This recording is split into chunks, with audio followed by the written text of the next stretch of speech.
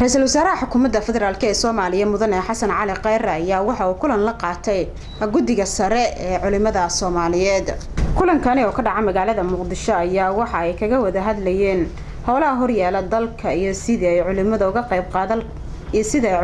qayb qaadan karaan dib u soo celinta dawladnimada Soomaaliyeed sidoo kalena ay shacabka Soomaaliyeed ugu dhiirigelin lahaayeen in ay la shaqeeyaan dawladda iyo madaxdooda kulanka kadib ayaa waxa warbaahinta uga warbixiyay waxyaabihii looga hadlayay shirkaasi Sheekh Cali Wajiis oo kamid ahaa guddiga sare ee culimada Soomaaliyeed guddiga sare ee culimada Soomaaliyeed anagoo ah Sheekh Bashiir Axmed Salaad Sheekh Nuur Baaruud aniga oo Cali Wajiis ah Sheekh Soomo Sheekh Abdulqaadir Soomo Dr. Maxamed Xaaji waxaan halkan ugu nimid inaan iska dhaafsano sida caadaduna ahaa jirtay kulamadii caadiga ahaa oo mar walba la isku dhaafsanayo arrimaha talooyinka dawladda iyo culimada maartay iska dhaafsan arrimaha qaranka arrimo aad u muhiim ah runtii oo ra'iisul wasaaraha mar waxa uu culimada siiyaa mar kastaba xogta dawladda iyo umuuraha hadba wixii qabsoomay xilliyadii ugu dambeeyay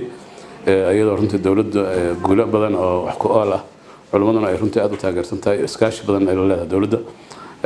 markii malafaad badan oo nooga warbixiyay ka bacdina arrimo badan oo iyadana culimadu soo diyaarsatay ayaan talooyin ka siinay oo ay kamid tahay xajka iyo sida ugu fiican oo lagu xajin karo iyo sidoo kale amniga talooyin ku saabsan iyo cabashooyin lagu soo dhacay oo bulshada xaggeeda nooga yimid oo runtii oo aad nooga qamciyay noona sheegay in waxyaabo badan oo dadku ay ka cabteen wax laga qabanayo oo maantaba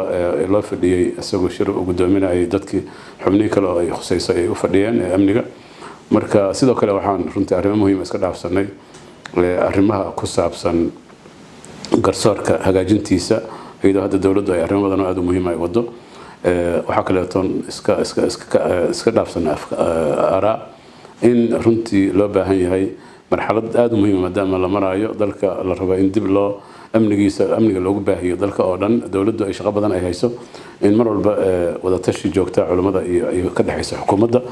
dhowr wasiirka amniga kamid yahay waa ballansanahay oo runtii arrimo badan aan la wadaagayno oo arrimaha qaarkood ra'iisul wasaaruhu runtii hawl kastaba